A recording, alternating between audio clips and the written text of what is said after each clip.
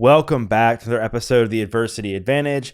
I'm your host, Doug Bopst, and today's guest is health and nutrition expert Wade Lightheart. Wade is also the co-founder and president of Bioptimizers, a digestive and health optimization company, and also serves as an advisor to the American Anti-Cancer Institute. Wade is a three-time Canadian national all-natural bodybuilding champion and competed as a drug-free vegetarian in the Mr. Universe contest. Wade also hosts the Awesome Health podcast, which I was fortunate enough to be a guest on. So let's get this conversation going and welcome Wade Lightheart to the Adversity Advantage podcast. Wade, welcome to the podcast. Doug, great to be here. It's good to see you again, man. I had a great time on your podcast and wanted to bring you on here because I think you have an incredible story to tell as well. And your fitness journey is inspiring. What you've done with Bioptimizers is inspiring, and just who you are as a human is really admirable. And I think like where I want to start, which is really fascinating to me, is that you're so into health and fitness now. You've built a massive health and fitness company yourself. You've had multiple health transformations of your own, but it kind of started in a place of kind of despair for you when your sister like handed you this fitness, this bodybuilding magazine. You know, it wasn't too long before she died of cancer, I believe.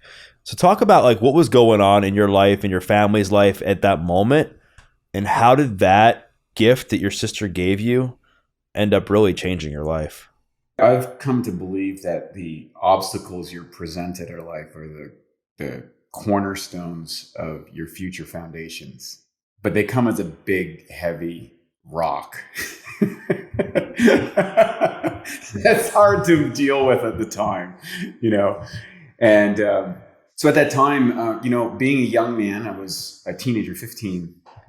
And, you know, when you're kind of 15, you're kind of in between a kid and a man. You're starting to form your own opinions. You're not necessarily you're not so sure about the education system you're dealing. You're not so sure about your family. You're making choices of peers, and there's an element of wildness, is testosterone's coursing through your veins, and you kind of want to do things your own way. And whether that's well thought out or not, and oftentimes they're not. And I think that's normal. I think that's part of the natural development of breaking away from our authority systems and then, you know, cultivating your own life, and hopefully you survive it. And I don't think, as a commentary, one of the things that I think is really missing in the world today for young men is rites of passage, which was practiced throughout history because it was recognized in tribal community that, you know, men needed to have something where they earned themselves into the world of manhood. And if you don't have that, it often goes sideways and you get involved in groups or organizations or behaviors that are self-destructive and often deadly. But what was interesting is we moved from my normal community, little small community, into this rural place where there was nobody. It was 5 miles to my nearest neighbor of little woods. Now I'm isolated. So it's an unusual situation where, you know, maybe I'd be getting into all these things that young men experiment with. So we go to this place. I'm upset about that. I've got to travel a lot to school. It's like, How old are you at the time? 15. And so I'm angry. Like that was like, I'm angry. I'm not happy about this situation. And then my sister gets diagnosed with cancer on top of it. So now we're dealing with a life and death situation. My parents are obviously doing everything they can in a complex situation. They're in shock. My sister's in shock. They're working that whole scenario out. So there's a lot of attention on that. And, you know, in the midst of that, my sister hands me a bodybuilding magazine. You should check this out. And it had a picture of Troy Zuclato, he's Mr. California, and all these muscles, two pretty girls, you know, bikinis on the cover. I call it the Joe Weider lie. And I was like, wow, I don't have those muscles and I don't have those girls, but maybe if I got those muscles, I'd get that. And then, you know, you read the magazine and they're showing Venice Beach, California, and the Gold's Gym and these people working out. And it's this romantic lifestyle that building your body up. And I'm like, it sounds like something that's cool, right? You know, it seems a lot better. And I got nothing to do. So I was working manual labor, clearing trees, clearing rocks. Everybody down there was really hard and worked hard and on heavy machine. I mean, I was I had a gun license when I was 14. I was carrying a rifle in those days. I drove trucks and cars and bulldozers and stuff. This is just part of rural environment in those areas. It sounds crazy, but when you're living out in the wild of Canada, that's just normal. So everybody's doing that. So nobody thinks about it. Nobody thinks anything about a 14-year-old walking down the street with a rifle. Of course these guys might have to deal with a coyote or something, like if you did that, if I walked down this Venice beach here with a rifle down Abergavenny at any age, I would be in big trouble real quick. So in rural Canada, so I'm trying to put this set and scenario. Anyways, I built a gym in my garage out of all this equipment, like pulleys and cables and sawhorses and two-wheelers under tractor tires. And so it was a Rocky's gym, and I started training, and I got into Rocky movies, and I read Arnold Schwarzenegger stuff. And he became my first, extended mentor. And when he said, if you have hard work, self-discipline, and a positive attitude, you can achieve anything. And I was like, well, he was the biggest movie star in the world. He's making all this money. He was the guy back at that time. So I was like, yeah, let's follow that. And so hard work and a vision of my future and working out helped me manage the unmanageable emotional things about what was going on in my family and what was going on with my sister. And she died a few years later. And I got really clear, well, your health isn't a guarantee and your life isn't a guarantee. And also, because I spent a lot of time with her, especially near the end, and we had lots of really intimate conversations about life and death. And after that, and after she died, I sometimes lie in the bed where she was, and I'd look out the window. And I thought, what would it be like if this was how my life was like hers? I watched her in that. And I decided at that point, I was going to do whatever I possibly could the rest of my life. I wouldn't care about the outcome. I wouldn't care about if it didn't work.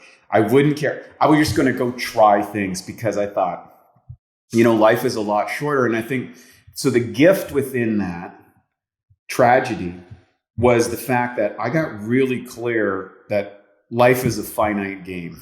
And you don't really get exposed to that oftentimes till later in life. And I realized, hey, we're all going to die. We're all going to check out. So the question is not how we're going to die, is how we're going to live.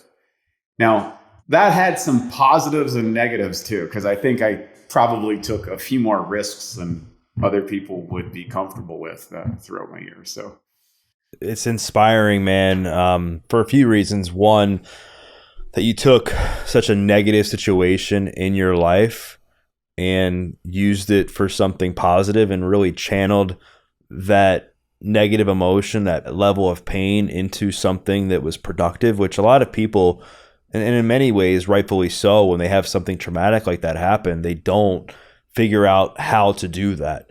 And then secondly, how you've done so much with the gift you gave yourself in fitness. I mean, when I say you've done so much, I mean, you went on to compete in Mr. Universe. So talk about like what that trajectory was like, given that now you're carrying all this hardship, this emotional, mental, spiritual trauma from the loss of your sister and everything that's going on in your family.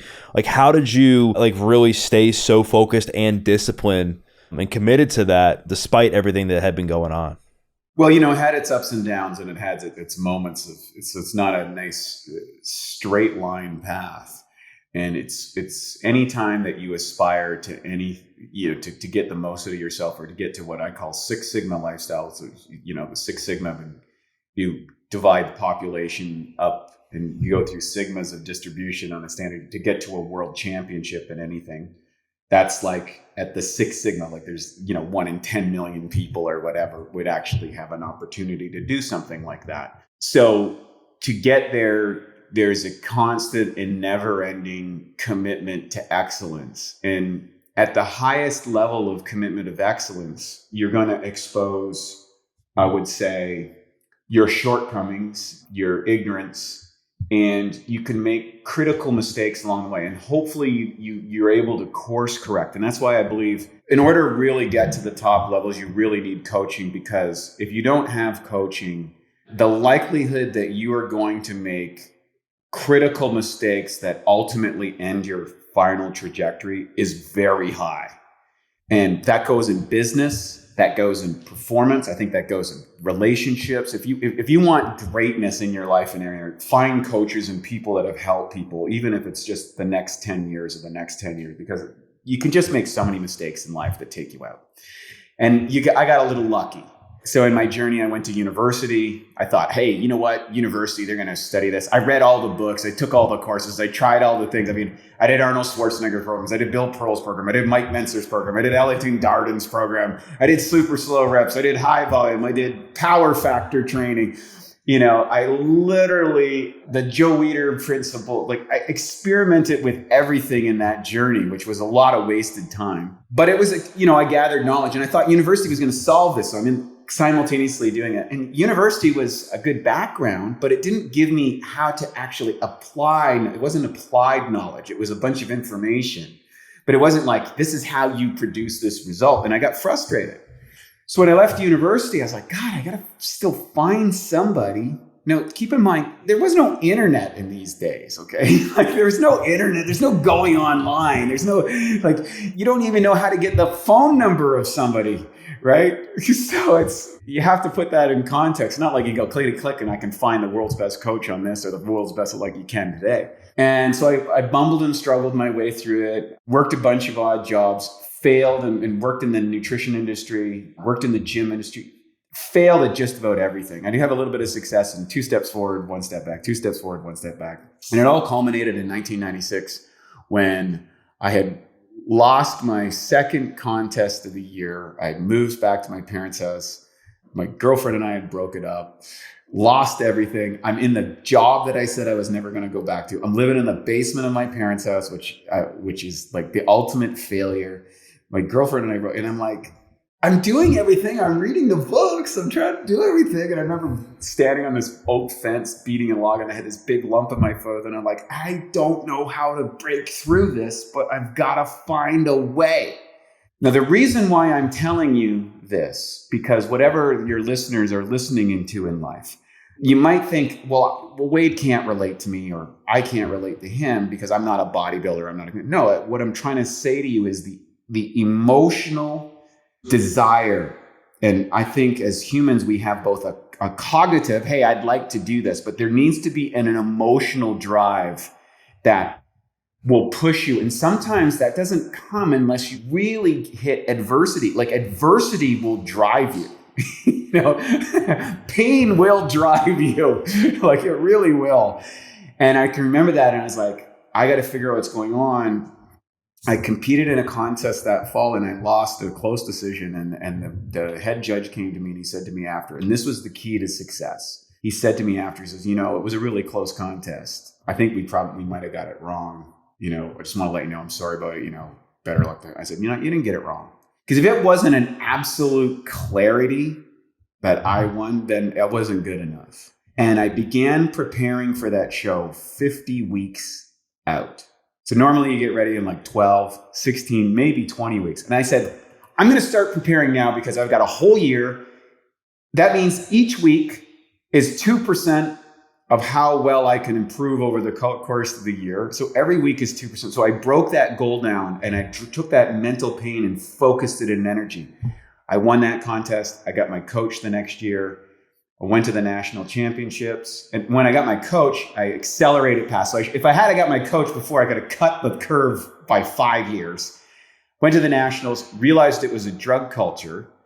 And I was like, God, you know, am I going to beat Ronnie Coleman? Am I going to beat these guys? No. Am I going to even survive that? So I exited that, landed a contract, went to the West Coast, opened up a nutrition store, began a personal training business, became wildly successful in that, and then lost my way in the party world a year later. And then when I made my recovery, got back into using all of the techniques that I advocate today and was able to go to the Mr. Universe a number of years later.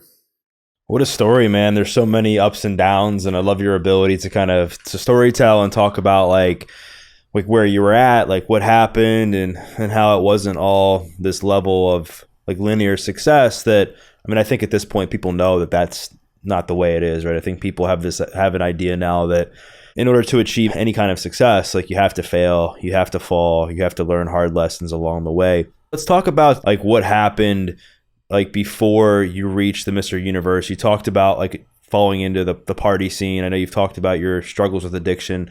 What did that look like? How did that carry out in your life? Yeah. Thanks for asking. And I love it when people ask me this, because they kind of look, they meet me nowadays and they kind of think that I've tread this Puritan path of prosperity and power and fitness. And it's so, I always think it's so hilarious, and I haven't. So I say that as a point, as encouragement for people wherever they are. It doesn't matter where you're at, just accept it, but decide that you're going to do something where you want to go. It's where you're headed is matters. So what happened particularly is I went to the 98 Nationals, and steroid use was rampant at that point. And that's really when, like, the 1990s was when they went beyond steroids and they got into growth hormone and insulin and anti-cortisol drugs. That's when the monsters started to emerge in bodybuilding. So it kind of left its aesthetic ideas. And I remember I was like about 230 pounds and I had still had veins in my abs. And my coach was like, well, if you're going to do the next level, you got to go do this and that and this and train. We'll get you up to 265. I'm like, yeah, 230 at my height. I'm like 5'8" on a really good day. And I was like, it's hard just to move around it this way. This doesn't feel healthy. But I got enough notoriety that I was able to go off and I was able to negotiate a deal at the national championships for a distribution of a supplement company on the West Coast. And I had failed on the West Coast a couple of years ago. I went out there, my girlfriend and I, we tried a bunch of things. I worked in a gym, I worked in a nutrition store. I learned a lot, but I couldn't make it economically, moved back, rebuilt my life, got some titles. Came back. So it was kind of like my return to the West Coast again, to Vancouver, Canada. And because of how I looked and my notoriety, I was able to land a personal training job at a great gym, which was cool. But I was like, God, I don't know. I don't have my bodybuilding, which I've had for my whole life. What am I going to do now, right? So I was still working out, but it didn't have a focus. And I also opened up a supplement store right next to the gym, and I had people coming in and out of that store, and some of them were from the more nefarious side of life, gangs and people involved in the after hours world and all that sort of stuff. And I had no interest in it. And then I got invited out one night. One of the guys ran a nightclub, and another guy was the manager at a stripper bar, kind of a high-end stripper bar in Vancouver that was really famous. And you got to come out, man. You just work all the time. I was just training, working. I just took my bodybuilding career, just turned it into work career. And I went out, I went to this nightclub, and I wasn't too impressed. And then I went to the strip club, and my friend says to me, oh, well, let's go. Have you ever done ecstasy, the tabs, disco biscuits? And I'm like, what's that? And I didn't know anything of that stuff. And he's like, yeah, no, it's like ecstasy. And I'm like, no, I've never done that stuff. I was like, oh, well, you're going to have great fun. Here, let's do this. And these girls over here, they've been asking about you. They want to go party with you. And I'm like, those girls? I'm like, yeah. No, they don't. It's like, yeah, they are. So anyways, long story short, I had my first day. I take a couple of these ecstasy tabs, I drink a thing, we go out, and it just turns into this weekend wild party, right out of a television movie that people would imagine. And then, the next weekend, I do it again. We kind of go on the whole thing, and I'm like, okay, now these videos on TV start to make sense. Rap videos. So I'm like, okay, and back then the EDM scene was kind of taken off, and Vancouver was a hotbed for that whole thing. And the next thing you know, I'm involved in that culture, and I just took my knowledge in the nutritional industry and applied it into that industry, and had a reputation for a store and everything. And I was kind of a friendly guy. The next thing you know, I got wrapped up into the whole underground world in a way that was unexpected and radical. And I had been doing meditation on the other side of it. So I got this side, and in meditation, they're talking about getting to an ecstatic state and your heart opening. And then I'm seeing these kind of chemicals come in. I'm like, oh, that's what they're talking about in meditation. And so then I was out partying, and it all got all mixed up. And that the thing about when you engage in, recreational drug use, what happens is it shifts your perception of the world, in not even when you're using it, but outside of when you're using it. And there's what I call the slippery slope. So you start out here, and here is the parameters of where your life operates. I won't do this, I won't do that. This is how you function in regular society. But as you start entering into that world, these lines just start moving, right? And you kind of keep going and going and going and going. And pretty soon you're way over here and you don't know how you got there. Like, whether it's people getting killed, people overdosing, the type of people you're hanging around with, various types of chemicals, agents, weapon, like you just get mixed up in this. And so I see how people get in that world and things get twisted for them in a row. And, luckily I got out of it. I had a radical spiritual experience in a very dark time and pulled myself out.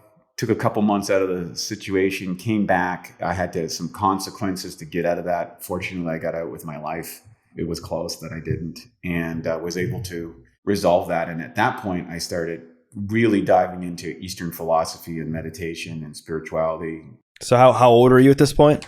That was 27, 28. So that happened. I started the kind of the wildness in 27 years old, 1999, moving into 2000. And at the end of 2000, I kind of came out of that whole thing.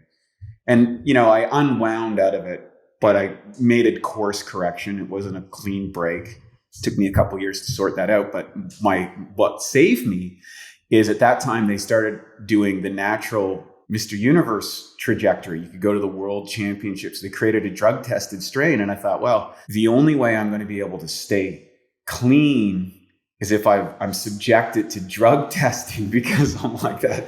I won't screw that. I went back to my bodybuilding discipline to pull me out. So it wasn't because of a 12-step group or anything like that. And I'm a big advocate for people to do that. But for me, that was my discipline. And I had my spiritual group that I was going to, which were kind of instilling the same type of value principles in concordance with my meditation that you would at, say, a 12-step. And through those two factors, my discipline and training, my aspirational goals and meditation, and then the regular meetings with my group. And also at the time, I had fallen in love with a girl who ended up being an addict, and her life was destroyed. And so as I'm preparing on my trajectory through the Western Canadians and going to the Mr. Universe contest and the Nationals, she fell further into drug abuse, and we ended up breaking up. And it was all the stuff like, cops and fire departments and exorcists and everything. Like, it was so out there that most people wouldn't. It was right out of a movie. And bodybuilding saved me again. And I did get to compete at the World Championships. The championships was in India, which was wild. I had given up my whole life and was going to be a monk after, because I was finished with the world at that point. And the monks told me that I wasn't really cut out to be a monk, but I could keep doing my process. And I came back, and life took off after that. We started what became Bioptimizers that year with my business partner. So it's crazy, man. It's crazy how you get started into bodybuilding, and that saved your life at one point, and then that literally nearly destroyed your life at another point because of it not working out, and then it brought you back to center. It seems that you've had different bouts of addiction throughout your life, whether it be with bodybuilding, whether it be with just health, whether it be with drugs, partying, vanity, whatever the case may be. Do you think, looking back now on all the spiritual work, all the emotional healing that you've done, do you think a lot of that stemmed from escapism from what happened with your sister? And funny, because I've explored that I think there's layers to that. I think first and foremost, if I go back to my early years, and I just uncovered this recently, I was working with my psychologist to kind of uncover, because this pattern emerges, and I'll get to that in a second. But I think at the time, I think that I wasn't developed emotionally that I could totally manage the situation that I had. And so bodybuilding became an outlet for my inability to own and express my emotions. In other words, and I'll go another level deeper, and one of the things that I think what the determination I came up with in that moment is that my feelings don't matter. Because essentially they didn't at the time. It was my sister's dying. My family's focused on this. I didn't like where I was going. So the world was showing me that, hey, nobody really people sort of care about you, but there's bigger issues than you at that time. And I think that probably was an aspect that drove my desire to be recognized or to have motivation or to achieve fame and fortune and all those things in the world. So the icon of that became Arnold Schwarzenegger. And what's interesting is Arnold, I don't know if you know this, he had an older brother, Meinhardt, that was kind of better than him and everything. They were pitted against each other by their dad. And then as he was rising up, his brother died at 22 as well. My sister was 22 when she died. She got sick when she was 18 and went through that process. So it was really interesting to see the correlation. And then his career kind of took off, and he was kind of a wild man all over the place. And then that all stabilized after he came to America and knocked it out of the park. And so I think there was that as a reactive component. And I think that probably emerged. Now, some people would change that. And what I would say is there was probably an unresolved emotional aspect or development in my own life that when I started using drugs, I felt a connection and openness that I hadn't experienced before. So the ego dissolving aspects where I was feeling these connections or things that I had read about, but now I could actually feel as opposed to mentate on. Now, it's a pseudo connection. It shows you what's possible, but it's not legitimately real because you're using a chemical to get there. And therefore, how much is the chemical? How much is your own state? And then that eventually I was able to, escape out of that and realize, I need to cultivate a deeper awareness of my psychology, my emotions, and spirituality and how they flow together. And I've been a student of that ever since. And so that's kind of the unwinding of that over, decades, literally. So I think Neil Young said it best, the same thing that makes you live can kill you in the end. There can be a lot of truth to that. And obviously bodybuilding has been a massive pillar in your journey and healing from a lot of the stuff that you just talked about. And I know spirituality has been as well. And you've been on this spiritual journey for quite some time to really unpack a lot about yourself introspectively and then also with regards to the universe. If somebody came up to you, Wade, and they were at like one of these conferences you go to, or they were at a local coffee shop, and they just said, Wade, like I can tell that you're so spiritually connected. I want to learn from you. Like, what would be like three things, if you could only give them like three of the most important spiritual principles to take with them, like what would they be? Read the entire series by Dr. David Hawkins, starting with Power versus Force to Letting Go. And the reason why I think I've studied an extensive amount of spiritual literature and meditation, and shamanic practices, and all that sort of stuff. And what he's outlined is the complete map of the human condition. And what that allows a person is whatever pathway is right for them, it provides it finds a map of the terrain so you can figure out where you are on that journey. Because if you're really committed to spiritual growth, you're going to get into places where you don't know where you are. And I think that to have the fortitude to maybe break away from non-supportive people, situations, careers, belief systems, it's nice to know that someone has taken that pathway. So it's like, imagine it's a journey into an uncharted land that few people take. It's good to have a map. And I think that's a great thing. Second, I would say find a daily discipline that resonates with your own way of processing the world. So I have friends who really love the 12-step program. They're really, that for them is their anchor group. They go through that. And I've got a lot of friends in the program. And I think if you look at contribution-wise in the world, I think for a lot of people, that's great. People are like, well, I don't have an addiction. Well, no, you don't think you do. Everybody's addicted to their ego. So, which is the primary thing. And so I think the frameworks that are applied in that are very practical and very effective if you communicate them in your lives. And so all the 12-step programs, you could find one. Everybody's probably got something to get rid of on that. So I think I found for myself, meditation practice. So that was my way of kind of engaging in that. And I do believe the people that do the best combined both a physical, a spiritual practice, as well as some sort of group connection. So would have I stayed in my meditation practice if there wasn't groups that meet once a week or whatever? Probably not. So I go to my meditation group, and I don't talk to everybody at the group, but there's an unconscious resonance. So I think there's part of the social piece needs to be built into your spiritual discipline, and your spiritual discipline should extend to have a physical, so that you have balance between the mental, the spiritual, and the physical. I think that's really, really important. And then the final piece, I would say, for the third piece, so get the map and get a combined physical, mental, spiritual, social connection to whatever that pathway is. And then the third piece, I think that's valuable is do periodic either retreats, or it's kind of like going on to go see a spiritual place somewhere else, or go to an event of transformation, or go to a silent retreat. Go to some place that you haven't been before, where you're exposed to something that you haven't been, with the intention that you're using this as a tool of transformation, and do that at least once a year.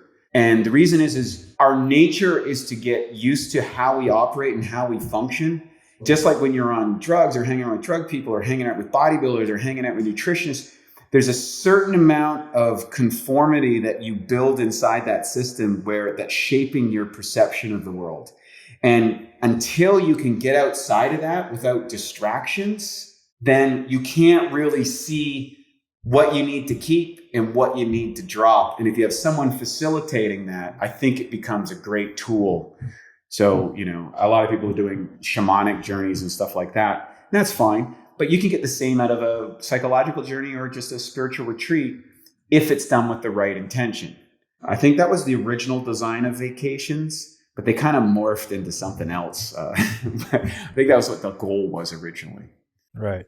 I love that. I love those three principles. Like, one is essentially like to read something where you can have a foundation laid out, a plan. Two, make sure to get the mind, body, and soul connected. And then three, go off and spend some time challenging yourself, learning about yourself, doing it with a group of people and some accountability so that you can become the best version of yourself. One of the other transformations that I think is admirable with you, Wade, is how you transitioned from the bodybuilding world to the health world, and you stopped focusing so much on aesthetics and what you looked like as far as the mirror, but then moved towards all right, what's actually best for my long-term health. I know I've had my battles with it. I'm sure people that are listening to this or have had their battles with it, because we all want to look good physically, but we also want to make sure that we are good mentally, emotionally, and spiritually, long-term from a health perspective.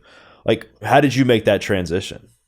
My original design when I started lifting weights is I had an externalized version of health, that if I had these muscles and looked this way, that I was healthy. And I think a lot of people make the distinction with athletes or Instagram celebrities or, influencers or whatever, that if you look a certain way that you're healthy. And as I learned in the bodybuilding world, looking a certain way oftentimes has a cost to your health. And in my long trajectory, I met I met the best bodybuilders in the world who weren't necessarily healthy, but looked incredible.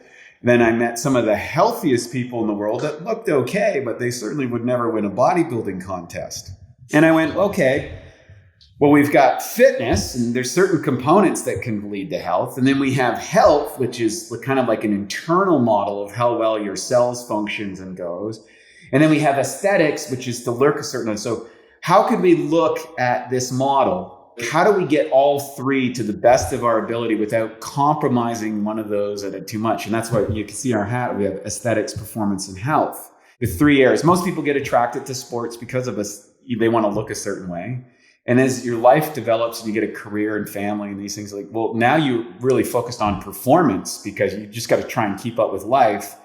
And ultimately, you're always going to end up as, how do I either increase, maintain, or preserve my health? Because it's something that will diminish over time, especially if it doesn't have attention. So after I had kind of blown myself out on the fitness side and the aesthetic side, I was like, okay, let's really go for health. And then that kind of gave me a model of how can we build something that embraces all three?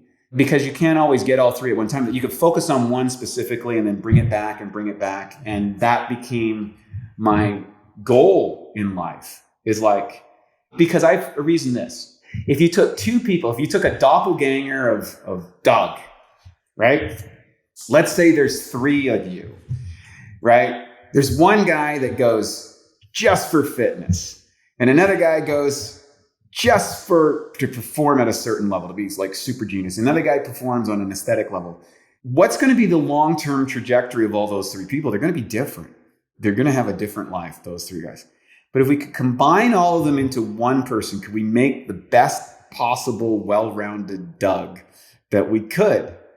And how do we do this? Because nobody's talking about it. And that's really been the mission of Bioptimizers for the last 20 years, is how do we get to that model where we're able to smoothly transition between either one of those and have the body's functionings operating in perfect harmony in the qualities and quantities that make it whole, and to be able to address whatever comes up to us obstacle-wise in life, the unexpected, and do so in a manner that gets us back to that ultimate state as quickly as possible. And we're making great strides in that direction.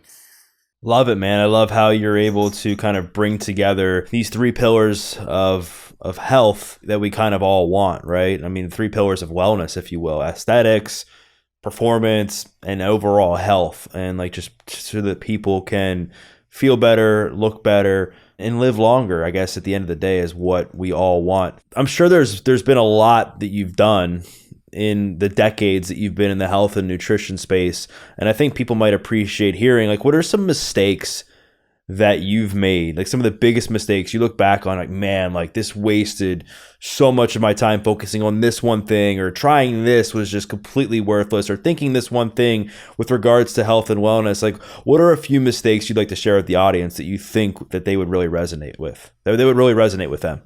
Number one, not having a professional coach. Worst mistake ever. Probably cost me at least a decade. I could have just reduced the experimentation a lot. It might have made me a better coach later on, but I think if you're trying to get to the goals, that's what. I think number two, this is something that I don't think I could have come up with because the technology wasn't available, but is understanding the role of your genetics and how that's going to predispose you towards different diets, different fitness programs, and different nutritional components, like what supplementation. So rather than randomly try, now what was ironic is over the experimenting process, I pretty much got to the place that my genetics took me to, but that took me 20 years. I had a phone call the other day with the head of the DNA company at Kashif, great guy. And we were just talking about some of the genetics he looked at. I think it's a great company. And he's like, yeah, he reads my genetics and he tells me things in a 1-hour conversation that took me 25 years to figure out on my own. 1 hour. Right? He's like, yeah, your brain works like this. Your gut works like this. He goes, I have no detox pathways for my gut, for example. Oh, well, guess what? I had to build a digestive health company to fix my digestion after I blew my digestion out in 2003. So I discovered the digestive mistake and had to build a company to solve the problem. But if I had genetics back then, I would have just said, oh, it's what I need. I need enzymes. I need probiotics. I need these things to repair my body. So I stumbled my way through things that people could get much faster. So genetics, hormone test, SpectraCell test, toxicity test, like a Great Plains component, pulse tests on folded proteins, and blood sugar, like a HOMO-IR test. You cover that array of, might cost you all those testing, maybe $2,500, $3,000 total, and have a good expert interpret it. You are going to be able to offset like heart disease and cancer and blood sugar, like things that will take you out you'll know exactly what diet, exactly what type of exercise routine, exactly what nutritional elements you're adding. I think the trajectory for a long and healthy life is like, so that's the biggest one. Get the testing, get the coaching, and then follow it. And that doesn't mean that you have to do what your friend does just because it's working for them. Right. Like have a plan, like hire somebody that is respected and that knows what they're doing with regards to a lot of this stuff. And continue, I think, to master the fundamentals, I think is so important. And I think I want to get into Bioptimizers now because I want to talk about like what separates it from others, because like one of the questions I get asked as a trainer is like, people are like, hey, should I take this supplement? Should I take that supplement? And I'm always like, all right, like, listen, like in my opinion, like I don't think supplements matter nearly as much until like you're on a good workout program, you're eating well, you're drinking enough water, you're sleeping great, you're managing your stress levels well, and then like look for a supplement to add in. Like supplements, in my opinion, can't fix like bad health. With, you know what I mean? If you're eating fast food and you're 100%, I always say that you can't supplement your way out of a bad lifestyle.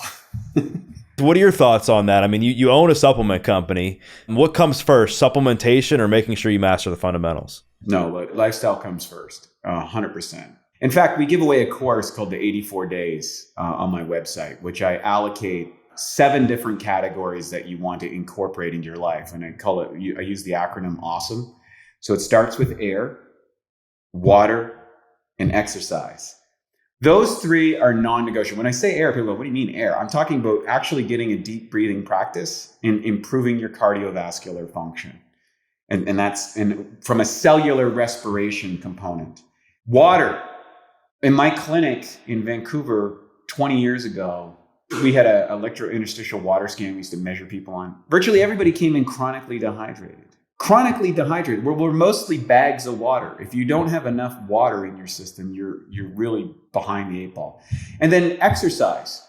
People go, wait, what's the best exercise? And I'm like, the one that you'll do every day. So for me, that was working out with weights.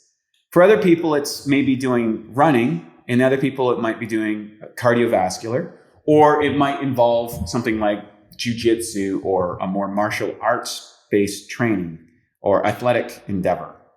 But if you love it and you're going to do it, like we didn't have to account for exercise until technology advanced so much. Like life was exercise 100 years ago. Now, everything's so convenient. So if you're not planning to do exercise on a daily basis, you're making a critical error. And oftentimes when we're dysfunctional or we're really out of shape, you need a coach.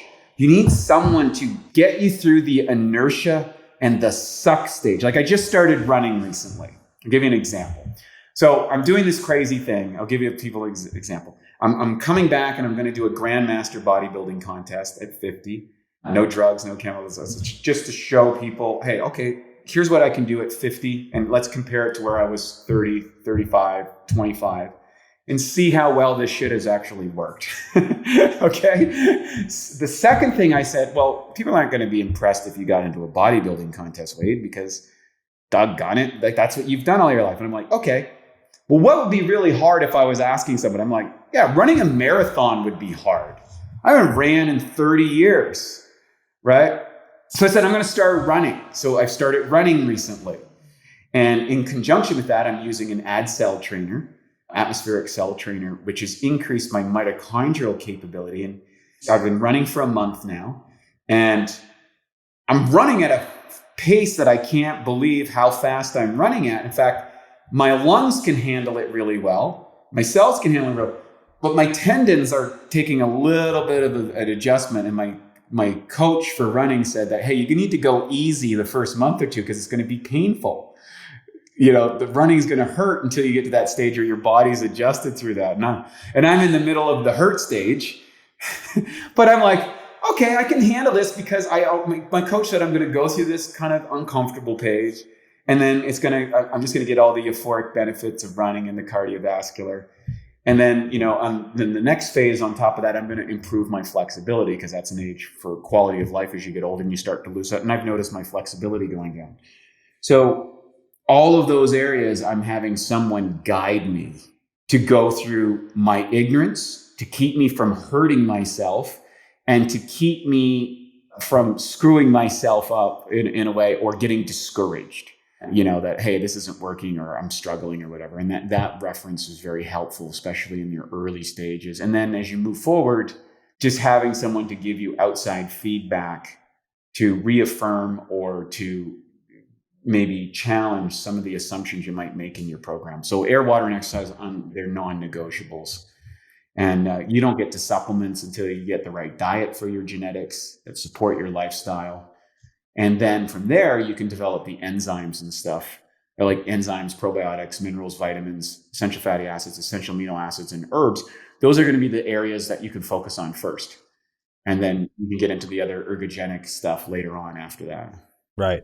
So just for the average person, it seems that like we're both in agreement that, mastering the fundamentals, air, water, exercise, like making sure you're getting all that taken care of comes first before like trying to dive into the supplement world. And I am like, obviously I'm a fan of Bioptimizers. I'm a fan of other supplements to make sure that like I'm trying to take my health to the next level and maybe fill in like some small gaps that maybe I'm not seeing. So let's just say that somebody is like eating a healthy diet, their gut health is pretty good with the foods they're eating, they're getting enough exercise, drinking enough water, they're sleeping, they're getting some sort of breath work practice. What can something like digestive enzymes, for instance, like I know like lately that's the one thing that I've been taking from you guys is the enzymes. Like what can something like that do for somebody, in your opinion, when they're trying to take their gut health to the next level? Well, this is a growing issue in our medical field. There's two specific ones. So we've developed a relationship with the Birch International University in Croatia. We have now, I think it's up to 15 researchers, PhDs, and scientists who look at the gut biome and what's happening. And so that's where a lot of the developmental science that I'll share comes from. And then I'm going to talk about a general aspect that's impacting everybody. When we moved from in post-World War II to monoculture farming and widespread use of fertilizers, herbicides, pesticides, and fungicides, we disrupted the natural enzymatic activity inside of plants, and we've destroyed a great amount of the probiotics. This weakened the plants, it lowered the amino acid content, and then as we started using chemical agents to bolster the plants and genetic engineering, our digestive system, which requires both enzymes, hydrochloric acid, and these things called probiotics in order for us to convert what we eat, put in our mouth, into either building blocks or energy units. And because of these chemicals and because of the way we grow things and because of genetic modification, we've created a massive problem in two specific areas. One, digestive health. So in the United States alone, there's 100 million people on any given day that are suffering from some sort of digestive condition. 25% of those are on prescription medication. And 13% of the hospital visits today at the emergency ward are related to gastrointestinal issues. And you could also trace heart disease, cancer, and diabetes relative to what we eat and how we convert what we eat into usable energy units or toxins. So that's going on. The second thing is our head researcher, Monia, she has said that the prolific use of antibiotics in our medical system, which saved millions of lives since its advent, has now created all these antibiotic-resistant strains of bacteria. You've probably heard about these horror stories.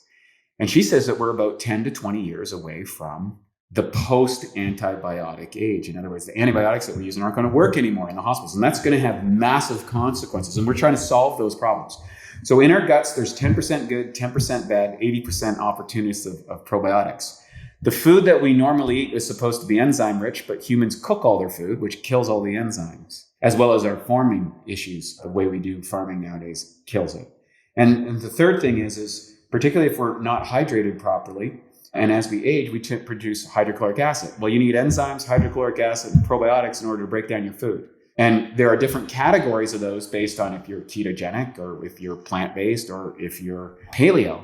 And so what we figured out is what is the right enzymes, the right hydrochloric acid, the right probiotics that people can use to ensure the proper conversion of what they put in their mouth into the energy units and the building blocks, and also the removal of the waste, while also taking out the bad pathogenic bacteria that can disrupt your system. Because when you wake up in the morning and you got crusty in the eyes If you find yourself, you have a lot of bad breath, or you have brain fog in the morning, you need like a coffee or two to get going.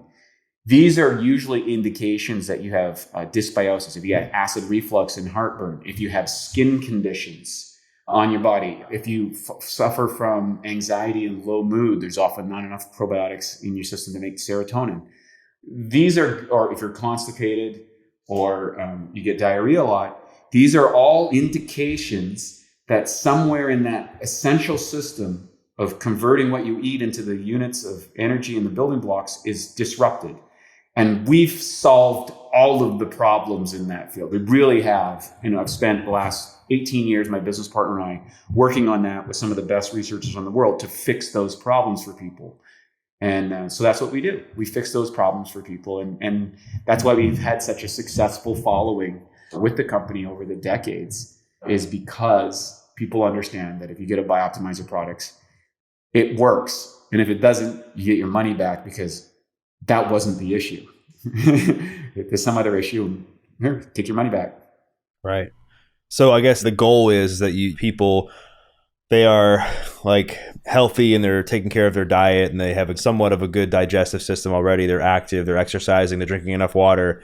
And then the products, like specifically like enzymes, can be something that can help maybe restore some of that stuff in their digestive system, and maybe like just add an extra layer onto what they're already doing with their diet. Because can't think like fermented foods and things like kimchi and kombucha, like that, they all contain like probiotics and can be good for gut health as well, right?